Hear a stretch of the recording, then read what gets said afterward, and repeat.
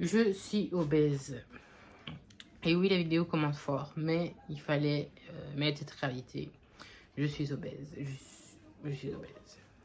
Mais bon, avant de commencer cette vidéo, laissez-moi me présenter. Moi, c'est Camille. J'ai 17 ans. Et oui, j'ai que 17 ans. Voilà. J'ai 17 ans. Et aujourd'hui, je vais vous parler de l'obésité. Alors, l'obésité, c'est un des sujets les plus, je dirais pas les plus tabous, mais les plus controversés. Pourquoi? Parce qu'il y a le body positif, il y a le fait que l'obésité est considérée comme une maladie en termes médical, mais qui, en termes sociétal, n'est pas vraiment considérée comme une maladie. Ce qui est vraiment un sujet assez compliqué. Et souvent, les gens qui en parlent de l'obésité, ce sont des obèses, comme moi, soit c'est des anciens obèses, soit c'est des médecins ou encore des gens qui n'ont jamais été obèses de leur vie et qui vont exposer un jugement. Et aujourd'hui, je pense que c'est important que je fasse cette vidéo. Pourquoi? Parce que je vais entamer une perte de poids. Oui. Là, comme vous voyez, j'ai envie de perdre 30 kilos. Et c'est quelque chose d'assez important pour moi. C'est important pour moi dans le sens où il y a ma santé qui est en jeu et il y a tout le reste en fait.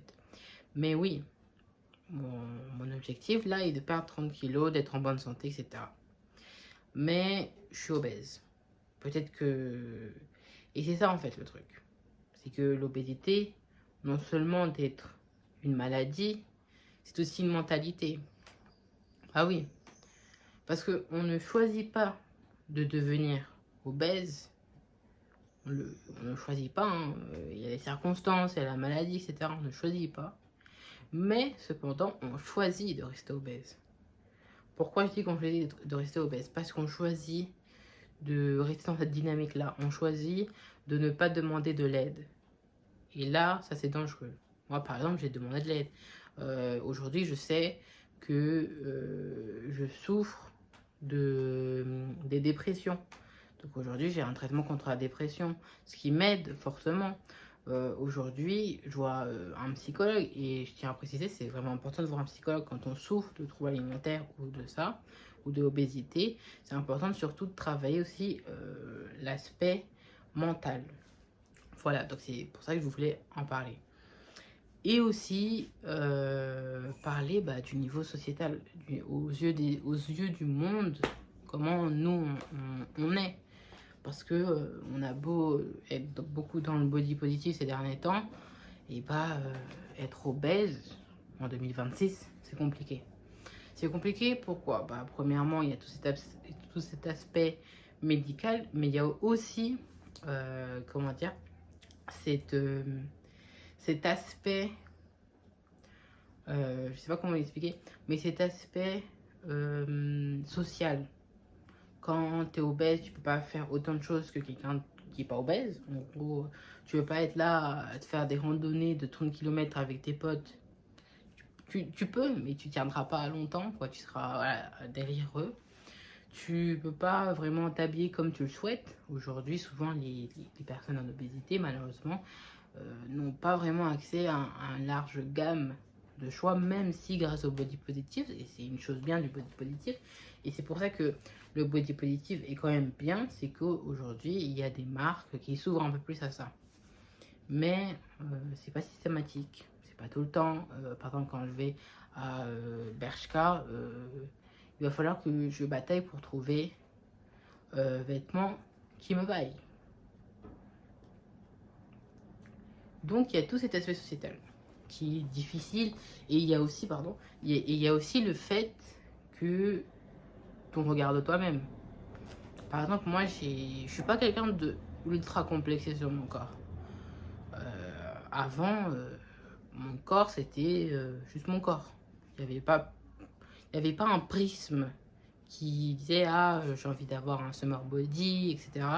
Non, mais au fur et à mesure du temps, en grandissant et en étant lié à la société, au monde, par exemple TikTok, les réseaux sociaux, etc., en étant lié vers le social avec des relations parasociales et sociales, et bah ton regard sur ton propre corps il change. Par exemple, moi je suis obèse depuis que je suis toute petite. À 10 ans j'étais obèse, donc là j'ai 17 ans, c'est-à-dire que depuis 7 ans je suis obèse. Et quand j'étais petite, je voyais pas le problème. Aujourd'hui, je vois le problème. Pourquoi? Parce que je vois le problème du niveau de la santé. Et ça aussi, c'est une chose que le body positive, je pense que maintenant on oublie. C'est que quand on te dit qu'il faut perdre du poids, quand on te dit qu'il faut que là que tu te mettes vraiment pour ta santé, c'est pas c'est pas par rapport à ton physique. On ne juge pas ton physique. C'est par rapport à ta santé. Et il y a beaucoup de gens, malheureusement, surtout aux États-Unis, mais il y a aussi en France, qui ne comprennent pas ça. Qui pensent que parce que quelqu'un d'obèse perd du poids, et bah, il est grossophobe. Non. Non, non, non. C'est pour la santé. La majorité des obèses qui perdent du poids, c'est pour la santé. Ok, il y a une partie où une partie physique, une partie, comment expliquer, une partie esthétique qui est importante pour certaines personnes quand elles perdent de poids. Mais il ne faut pas oublier que les anciens obèses maintenant sont souvent en meilleure santé que les obèses. Et c'est ça le truc. Moi j'ai envie d'être en santé. Mon corps, je l'aime pas vraiment. Mais ça c'est un truc que je dois travailler avec moi, avec ma psychologue. Mais je ne pense pas et je ne vois pas que ma perte de poids va faire que je vais aimer mon corps. Non. Parce que si de base je n'aime pas mon corps comme il est, peut-être qu'avec moins 30 kilos, je l'aimerais toujours pas. Ça c'est un autre problème. Mais par contre, avec moins 30 kilos, je serais en bonne santé. Je n'aurais pas de risque de diabète, etc., etc. Donc c'est vraiment quelque chose qui, pour moi, est important. Après, voilà, j'ai dit. Après, oui, il y a aussi une chose de la honte. De la honte d'être obèse. Quand j'avais 10 ans, j'avais pas honte d'être obèse. Pour moi, c'était. Voilà. C'était. Voilà, la notion même d'obésité n'existait pas à ce moment-là dans mon cerveau. Aujourd'hui, j'ai 17 ans et j'ai honte d'être obèse. Pourquoi j'ai honte d'être obèse? Parce que je sais que je mets ma vie en jeu. C'est se mettre sa vie en jeu. Et aussi, je sais que je mets aussi ma vie professionnelle et ma vie au niveau social en difficulté. Parce que même si on peut réussir en étant obèse, et bah c'est compliqué. Pourquoi? Parce qu'il y aura toujours des bâtons dans le chemin. Il y a toujours des épreuves dans le chemin d'une vie. Mais quand tu es obèse, tu as des épreuves qui se rajoutent en plus. Parce que tu as la société, tu ne rentres pas dans le moule de la société. En plus, le pire, là, c'est moi, c'est que je suis quelqu'un racisé. Même si j'aime pas ce terme, je suis quelqu'un de racisé et je suis une femme. Voilà, et donc je cumule le fait d'être racisé, le fait d'être une femme, d'être obèse. C'est fini, j'ai tous les maux j'ai toutes les difficultés de l'univers. Bon, j'abuse un peu, mais vous voyez ce que je veux dire. Et si je peux permettre d'avancer en enlevant certaines difficultés, je le ferai.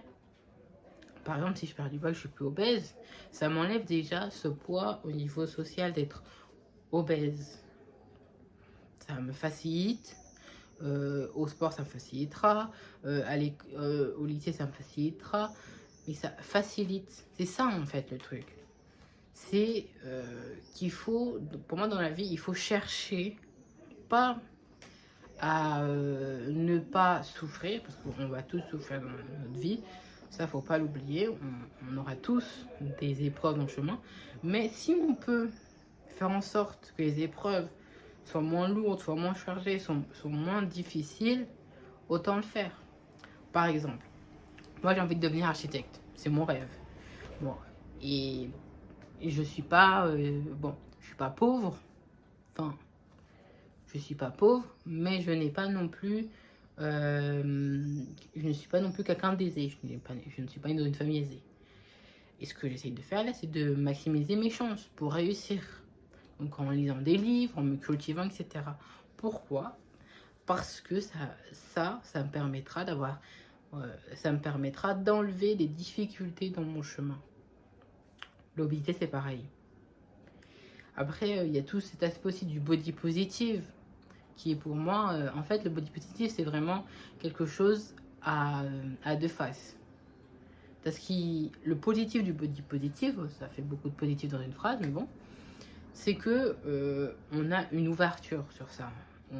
Maintenant, on sait que l'obésité est une maladie, les marques essayent d'ouvrir à ce type de population, donc à mon type de population, les obèses. Il y a aussi moins de grossophobie telle qu'on le connaissait avant. Et il y a moins ce truc de peur de l'autre parce qu'il est obèse, etc. Donc la grossophobie, quoi. Mais le body positif aussi, il fait une chose très dangereuse, dont le côté négatif.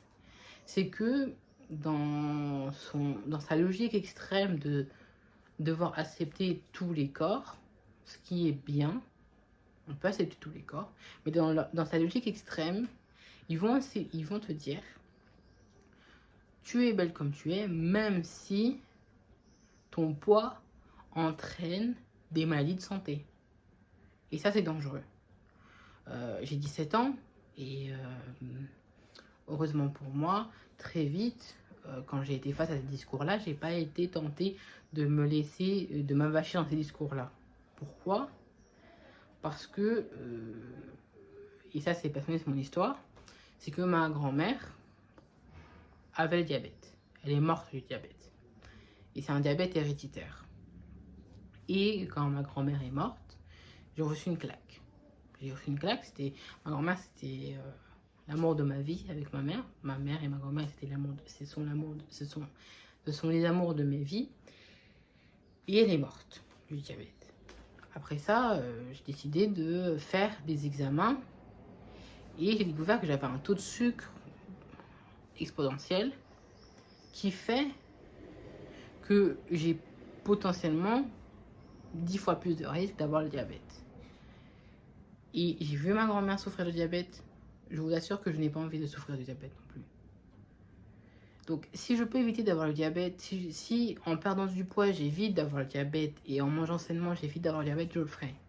Et ça, c'est parce que j'ai une histoire personnelle qui m'a fait dire que là, dans le discours du body positif, c'est problématique. Mais il y a des gens comme moi, de mon âge, et encore des plus jeunes, qui, face à ces discours-là, vont pas comprendre le danger aussi du body positive.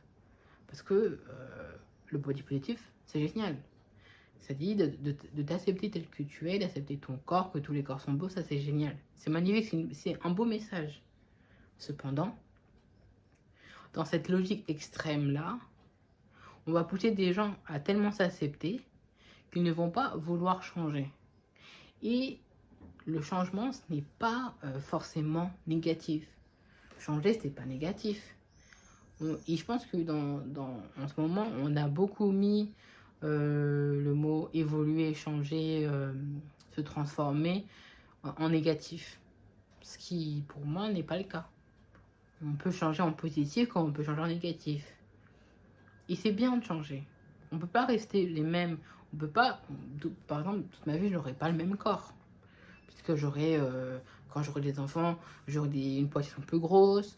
Peut-être que à cause de mes accouchements, etc., ce sera compliqué, etc. Peut-être que j'aurai plus de cellulite, etc. Le corps change. C'est normal. Tout change dans la vie. Encore une fois, il faut savoir ce qui est bon et ce qui n'est pas bon. Par exemple, le réchauffement climatique, c'est un changement qui n'est pas bon du tout. Mais clairement pas bon du tout. Mais il est là. Et là, ce qu'on doit faire, c'est essayer de faire en sorte que ce changement-là, de le gérer. C'est ça, en fait, le truc. Donc voilà. Donc là, c'est la fin de la vidéo. Ah oui, non, c'est pas la fin de la vidéo.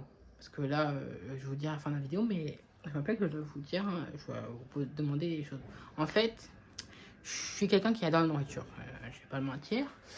Sinon, si je n'adorais pas la nourriture, je ne serais pas obèse. Et je cherche à manger de manière saine, de manger meilleur. Et j'ai vu des trucs de HelloFresh. Et je me dis, je sais pas trop, j'ai envie de tester. Je pense que je vais tester, je vais en parler à ma mère pour tester. Mais est-ce que c'est bien, est-ce que c'est pas bien, est-ce que si vous avez des conseils nutritifs à me donner, ce serait sympa. Et aussi, je me suis inscrite à la salle de sport, à Wellness. Bon, je vous le montrerai plus tard, la salle de sport. Enfin, Wellness, c'est une vraie salle de sport. Bon, c'est une salle de sport que je paye 50 € par mois, mais c'est une bonne salle de sport. Et je sais que pour perdre du poids, il faut faire du cardio, mais je sais aussi que il y a le renforcement musculaire, etc. C'est des choses qui sont bien pour le corps. Et donc moi, le but, c'est en fait d'être bonne santé. Donc si vous pouviez m'aider, ce serait sympa en fait. Voilà. Vous mettez juste en commentaire, je lis tous les commentaires de toute façon.